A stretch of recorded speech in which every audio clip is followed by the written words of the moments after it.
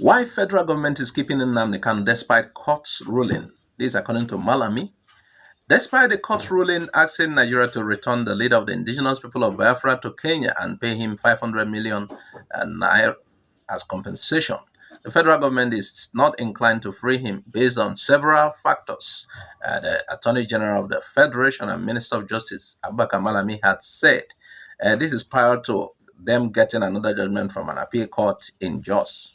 Malami told Vanguard in an exclusive interview on Thursday that the rendition of Nnamdi Kanu could not be used as the only basis to free the IPOB leader of the offenses allegedly committed by him against the federal government of Nigeria.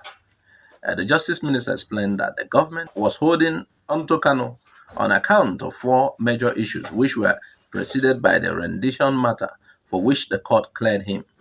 Malami said, to release or not to release Nnamdi Kanu is a function of law and the rule of law for that matter. In arriving at a decision on whether to release or not to release is 1. You look at the rule of law. 2. You look at the public and the national interest. 3. You look at the security situation. 4. You look at the international diplomacy. Let me talk first of the rule of law. This is someone that has been granted bail on account of charges that have been preferred against him at a court. Someone jumping bail to the international community, a case of a fugitive, is established against the background of jumping the bail. 2. Arising from national security, this is someone that is charged with treason, incitement and destruction of civil authority, murder and assassination of others on the account of his incitement that boils down to issues of national security and criminality. 3. On account of the international diplomacy, this is someone that has, against his person, used the international community or foreign country to launch an attack against a nation, against his nation for that matter. So all this naturally come into play to determine what to do. So if you have, through judicial processes, established multiple cases of treason, homicide, bail jumping, among others, the fact that you have indeed succeeded in one case as against multiple others that are pending goes to establish that the case cannot be the only basis and criteria for determining whether you are entitled to be released or not. This was prior to Malami's then going to the appeal court in Jos and getting a judgment which now favors the government. Still on aftermath of the first appeal court judgment dismissing Nnamdi Kanu. Detaining Nnamdi Kanu after discharge by court insults sensibilities of Igbo people. This is according to ex-Ohanese leader and once Nigerian government. Nwodo spoke while reacting to the court judgment, described the Nigerian government's continued detention of Kanu as a provocative action that does nobody, including the federal government, any good.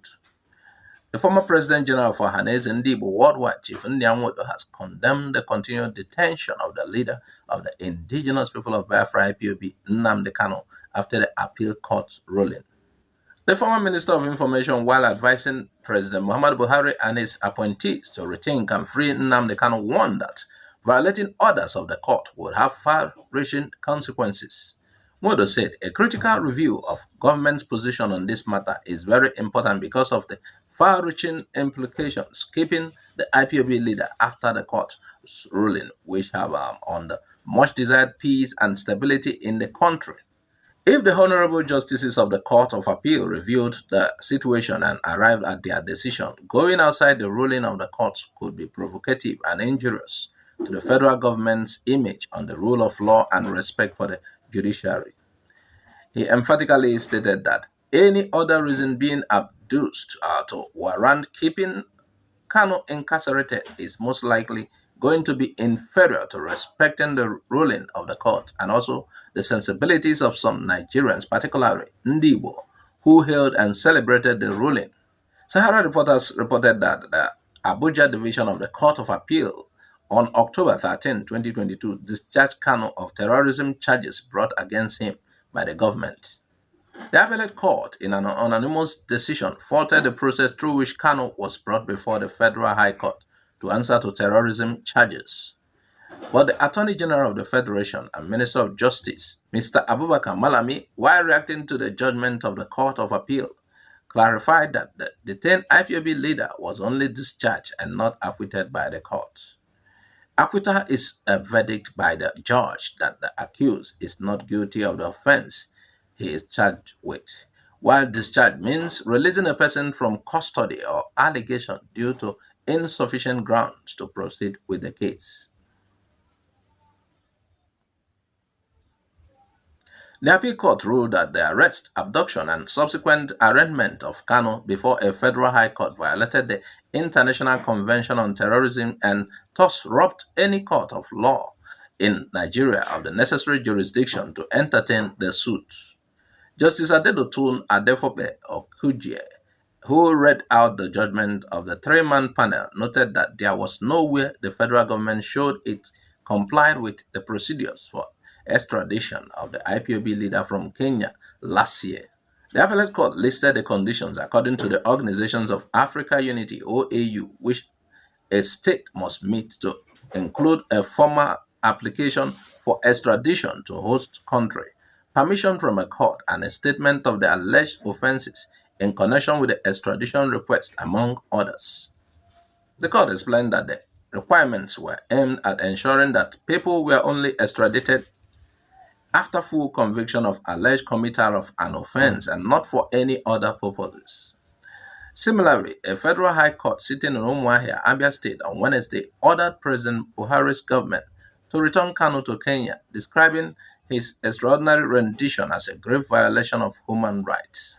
The court also awarded Kanu 500 million naira in damages.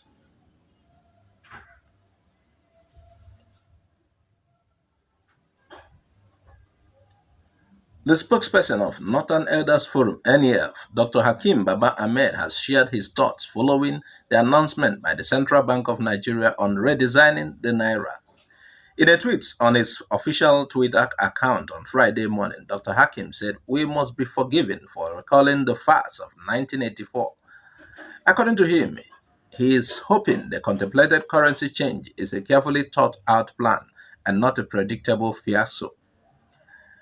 In his words, the NEF spokesman said, "Is anyone joining me in hoping that the contemplated currency change is a thoroughly thought out, useful, and strategic move and not a predictable fiasco? We must be forgiven for recalling the farce of 1984. Hasn't this admin lost the battle to make things worse? Can we endure more?" Recall that in 1984, the Buhari-led military junta had redesigned the Nigerian Naira with similar reasons to curb counterfeiting and trafficking. However, this act, as reports have it, caused untold hardship for Nigerians at a time when there was a smaller number of banks in the country and lesser population.